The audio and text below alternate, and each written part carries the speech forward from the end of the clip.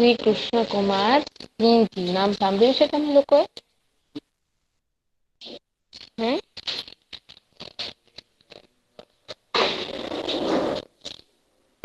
ચલો હવે તો આપણે અઘરા શબ્દ અને સ્વાધ્યાય તરફ જઈએ. શું કીધું છે? કુંજાર એટલે કે ઝાડ તેમજ વનરાજને ઘટાદાર. ટોપરા જેવા પાણી એટલે ટોપરાના નારિયેળ જેવા મીઠા પાણી. રૂપકડી એટલે કે સુંદર. ઓલદોડ એટલે કે દિલાવર ખુબ જ સારા એવા. સવાયો એટલે ચડિયાતો. તબેલામાં ઘોડા બાંધવાની જગ્યા. તબેલો હોય એને શું કહેવાય? ઘોડા બાંધવાની જગ્યા. વાંસળી એટલે સિક્કા સાચવવાની રાખવાની કોથળી. વાટખરી એટલે મુસાફરી દરમિયાન ખર્ચવાની રકમ. હપ્તો એટલે વેચાતો.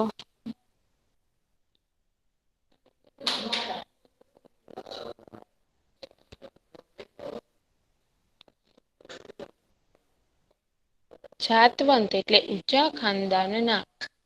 વેગળું એટલે જુદું અથવા અલગ. પાણી પંથા એટલે પૂરના પાણીની ઝડપે દોડનાર ઘોડા.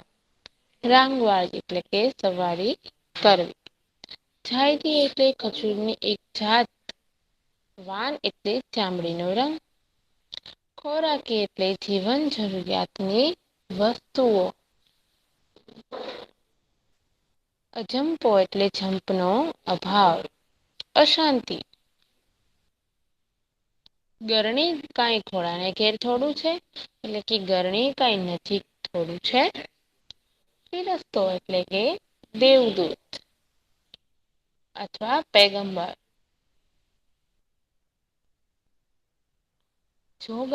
જોગાણ એટલે શું થાય?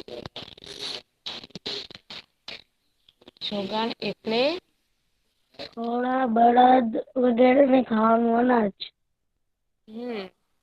જોગાણ એટલે બળદ અને ખાવાનું અનાજ. આપડે કહીએ ને કે ઘાસ છે કે ખાય છે એવું. આપડે બોલીએ કે ઘાસ ખાય છે. પછી ભલી ભાતી એટલે કે સારી રીતે. ધરપત એટલે કે ધીરજ. ખોરડું એટલે કે ભીતની માટીની ભીત અને ગાડનું બનાવેલું છાપરું. તમને ખબર છે પેલાના લોકો છે ને એને એ કોઈ ઈટ કે સિમેન્ટ છે રેતી છે એનાથી કોઈ ઘર નહોતા બનાવતા. પેલાના લોકો છે એ હંમેશા છાણથી એટલે આપડે જે ગાયોનું એનું છાણ હોય એનાથી એ લોકો છે એ બનાવતા હતા. એનાથી એ લોકો ઘર બનાવતા હતા. બોકાસા એટલે કે રાડ. બૂમ ટાપ એટલે કે પોચ. મશ એટલે કે લાચાર. શું થાય? મશ એટલે લાચારી. લેણું એટલે આપેલું પાછું લેવું તે. ખેસ એટલે ખંભે નાખવાનું વસ્ત્ર. વાત એટલે ચામડીની દોરી લગામ. દોઢ દાયકયો ઘરથલિયા ખાઈ ગયો હતો. એટલે કે દોઢ દાયકો પસાર થઈ ગયો. ધણ એટલે કે ગાયોનું ટોળું. ઝંઝાળિયું એટલે કે બંદૂકો. ધણ ઝીણી ઝીણી રજકણો. ઝણ એટલે કે ઝીણી ઝીણી રજકણો. સાફો એટલે કે ફેટો. બાર એટલે કે દિશા. કળાવવું એટલે દેખાવું. આરૂઢ થયેલા એટલે કે બેસેલા. વાસિંદુ એટલે ઢોરના છાણ વગેરેનો કચરો. ફરમાન એટલે આદેશ અને હુકમ. ગનો એટલે કે ગુનો અથવા વાંક. ભેર એટલે કે મદદ અને સહાય. કસવાળું કેળિયું એટલે કે દોરી વાળું અંગરખું. ઉપાધિ એટલે કે ચિંતા. તારીફ એટલે વખાણ. પ્રશંસા. સુબો એટલે કે ઈલાકા કે પ્રાંતનો સુબેદાર ઉપરી અધિકારી. લેખ એટલે કરાર દસ્તાવેજ. યાવન ચંદ્ર દિવાકરો. એટલે સૂર્ય અને ચંદ્ર જ્યાં સુધી હોય ત્યાં સુધી. બક્ષીસ એટલે ભેટ. માન વર્તવવો એટલે માન મોભો. બરાબર. હવે ક્વેશ્ચન આન્સર છે.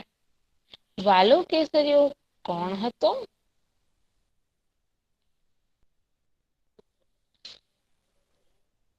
તો કે વાલો કેસરીઓ ગરણી ગામનો ચારણ હતો.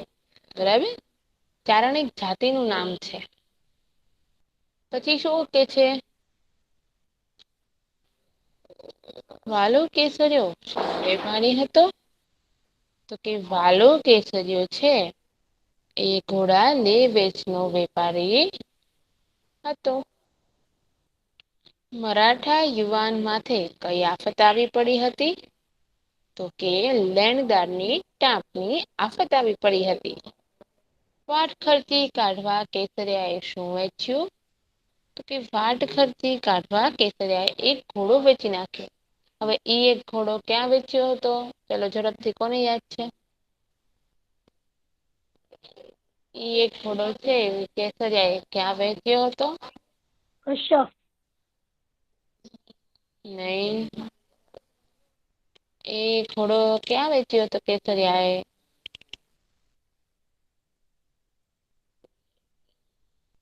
મેહદી રઝા, મોહમ્મદ. Yes ma'am. વાટ ખર્ચી કાઢવા એને જયારે વડોદરામાં 500 રૂપિયાનું એને જે લેણું હતું એ મરાઠાનું એને ચૂકવી આપ્યું હતું. પછી એને ક્યાં ના એક ઘોડો છે ઈ ક્યાં આગળ વેચ્યો હતો? ચલો ઝડપથી યાદ કરો. નશીરાત, સુફિયાન, શબર. મેમ રાજા પાસ.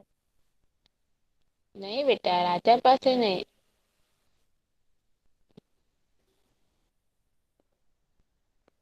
રાજા પાસે નતો વહેંચ્યો. યાદ કરો ફરી વાર.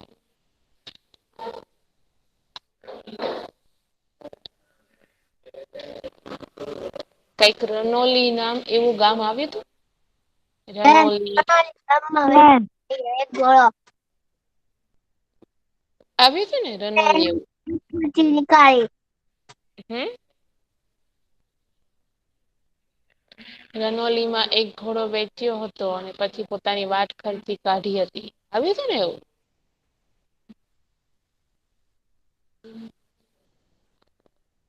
બરાબર.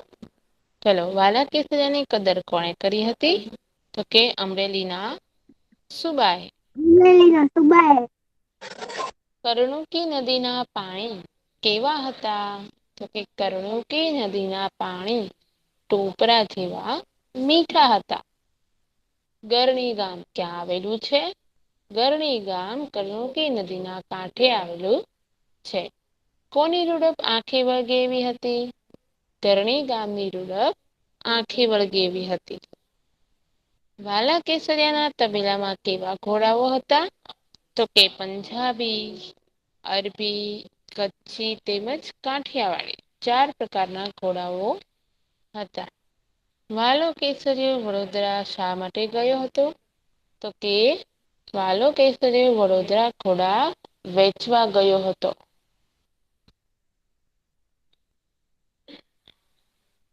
ઘોડા જોઈને ખરીદ્યા વિના સૌ પાછા કેમ જતા હતા? તો કે ઘોડાઓની કિંમત સાંભળીને ઘોડા ખરીદ્યા વિના સૌ જતા રહેતા હતા. કેસરિયા એ વડોદરાને શા માટે રામ રામ કરવાનું વિચાર્યું? કેસરિયા એ પાણીદાર ઘોડા વડોદરામાં વેચ્યા નહીં.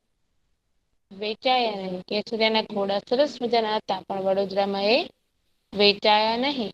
તેથી તેને વડોદરાને રામ રામ કરવાનું વિચાર્યું. ઘોડાઓનો ભાન કેવો હતો? તો કે ઘોડાઓનો વાન હાથ મૂકે તો લપસી જાય. એવી સુવાળી ચમકતી ચામડી વાળો અને જાયરી ખજૂરની પેશી જેવો હતો. 500 રૂપિયામાં શી જોગવાઈ થઈ જવાની કેસરિયાને ધરપત હતી કે 500 રૂપિયામાં પોતાની ખોરાકી એ પોતાને જમવાનું અને ઘોડાની જોગાણની જોગવાઈ એટલે ઘોડાની જમવાની વસ્તુ પણ થઈ જવાની હતી. બરાબર. કેસરિયાએ ખોરડા પાસે શાનો ઢગલો કર્યો કે કેસરિયાએ ખોરડા પાસે ગોદડા વાસણ તેમજ ઘરની નાની મોટી જણસોનો ઢગલો જોયો. હવે એલક્યુ છે. જો મેં આખી પીડીએફ ગ્રુપમાં સેન્ડ કરી દીધી છે. સો બધા એ ફેરબુકમાં લખી નાખવાની છે. ઓકે. કેસરિયાએ વડોદરાની રામ રામ કરવાનું શા માટે વિચાર્યું? કેસરીયો પોતાના ઘોડા વેચવા વડોદરા આવ્યો હતો. મન ઠરી જાય એવા ઘોડા જોઈને સૌ રાજી રાજી થઈ જતા. પણ ઘોડાની કિંમત સાંભળીને તે પાછા વળી જાય. એકેય ઘોડા વેચાતા નહોતા. તેથી કેસરિયાએ વડોદરાને રામ રામ કરવાનું વિચાર્યું. વાલો કેસરીયો ઘોડાની લગામ તાણી શા માટે ઊભો રહી ગયો?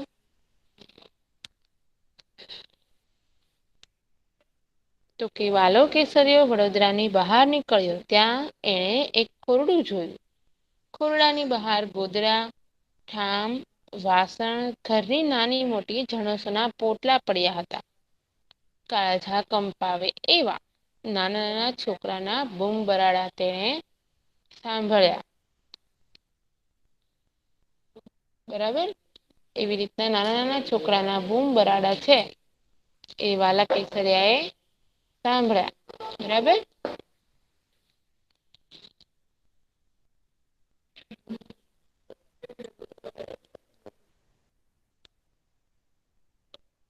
એ દ્રશ્ય જોઈને વાલા કેસરીયાએ ઘોડાની લગામ તાણી અને ઊભો રહ્યો. બરાબર.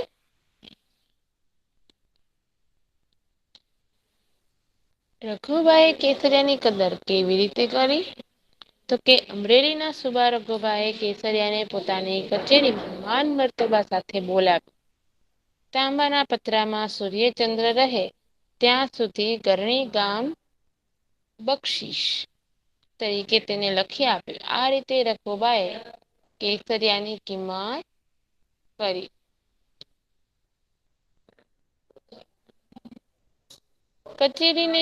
વાલાને કચેરીના પગથિયા ચડતો જોઈ સુબાએ શું કર્યું? કે સુબો વાલાની કાગડોળે રાહ જોતો હતો. સુબો શું કરતો હતો? વાલાની કાગડોળે રાહ જોતો હતો. કાગડોળે એટલે કે આતુરતાથી.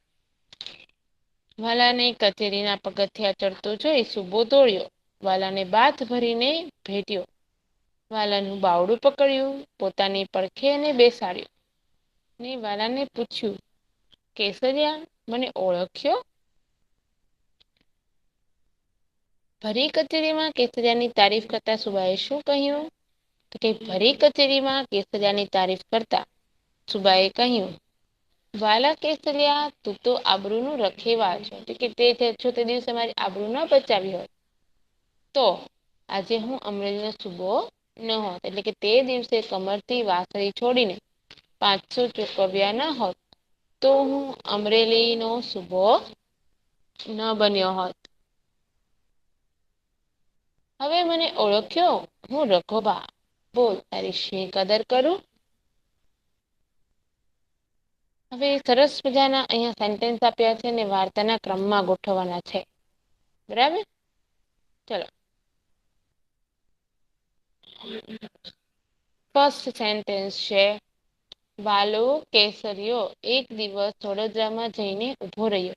હવે સેન્ટેન્સ કઈ રીતે આપણે ગોઠવશું?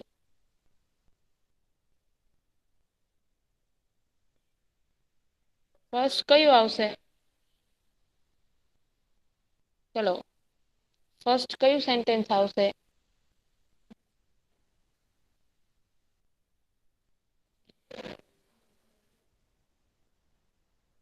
આ 6 સેન્ટેન્સમાંથી પેલું કયું આવશે? તો કે આવી રૂપકડી કરણુકીના કાંઠે ગરણી ગામ આવેલું છે. પછી શું આવશે? વાલો કેસરીયો એક દી વડોદરામાં જઈને ઉભો રહ્યો.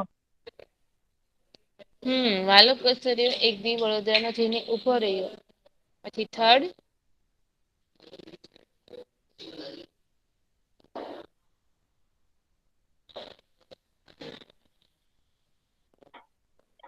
એલા તાંબાનું પતરું લાવો. રોંગ, એનું આવે.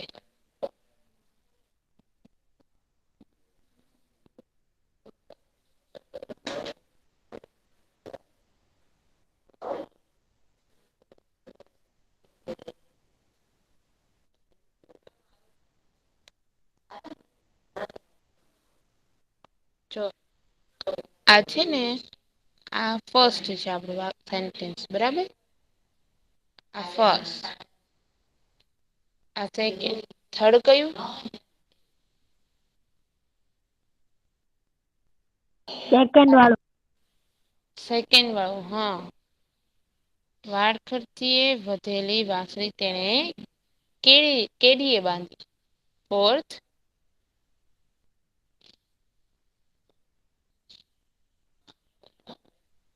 ફિફ્થ થશે વાળું. મારી કદર મારે મોઢે બોલાવો એટલે હાવ. અને લાસ્ટ ફિફ્થ છે એલા તાંબાનું પતરું લાવો. બરાબર. હવે કોણ બોલે છે ને કોને કહે છે? શેઠ. કેટલા રૂપિયાનું લેણું? આંકડું તો બોલો. આ વાક્ય કેસરીયો બોલે છે અને શેઠને કહે છે ભાઈ તારો મારક તારી રાહ જોવે છે હાલ તો થા. આ વાક્ય શેઠ બોલે છે અને કેસરિયાને કહે છે અરે બાપ કાક ભૂલ થતી લાગે છે. હું તો ઘોડાનો સોદાગર છું.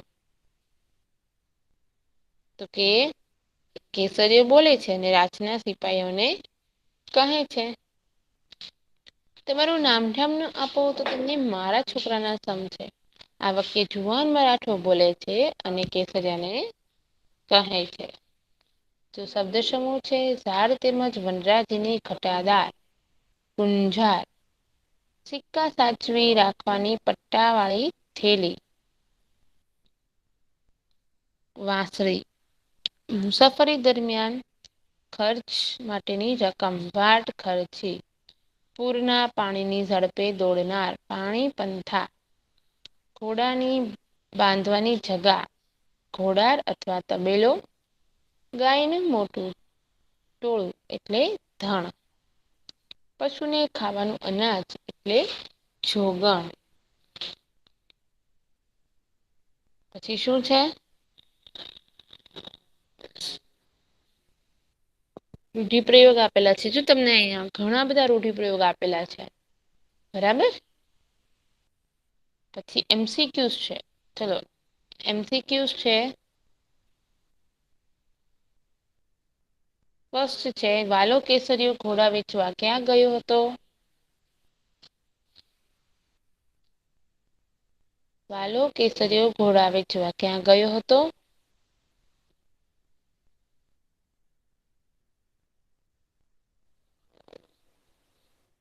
MCQ ના ઓપ્શન આપેલા જ છે. વડોદરા રાઈટ વડોદરા. વાટખર્ચી માટે કેસરિયા એ કેટલા રૂપિયા લીધા? 1000 રૂપિયા. શેઠે કેસરિયાને કેટલા રૂપિયાનું બિલ ભરવા કહ્યું? 500. જુવાન મરાઠાએ કોના ફરિસ્તાના દર્શન કર્યા? વાલા કેસરિયા. જુવાન મરાઠો ક્યાંનો સૂબો હતો? અમરેલી. અમરેલી. પછી છે કાંઠો એટલે કે કિનારો સમાનાર્થી શબ્દ. વેગળું એટલે કે દૂર. મહોર એટલે છીક્કો અને છાપ. રૂડપ એટલે સુંદરતા. ભેર એટલે કે મદદ અને સહાય. વિરોધાર્થી શબ્દ છે. સુવાળું તો બરછટ. પ્રામાણિકતા અપ્રામાણિકતા. શુદ્ધ છે તો અશુદ્ધ. બાંધવું એટલે છોડવું. બરાબર.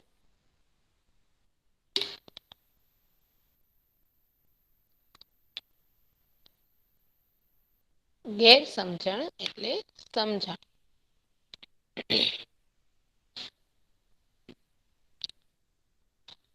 ફરમાન એટલે કે આદેશ. આપી સમાનાર્થી શબ્દ જ છે.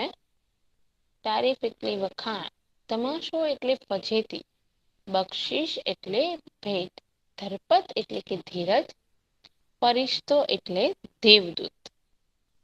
હવે એફબી છે કે વડોદરા ઉપર ભગવાન સૂરજના પછી શું આવે તે જ. જો એક્ઝામમાં તમને ઓપ્શન્સ નહીં હોય. ઓનલી ફોર તમારે આન્સર લર્ન કરવાના છે.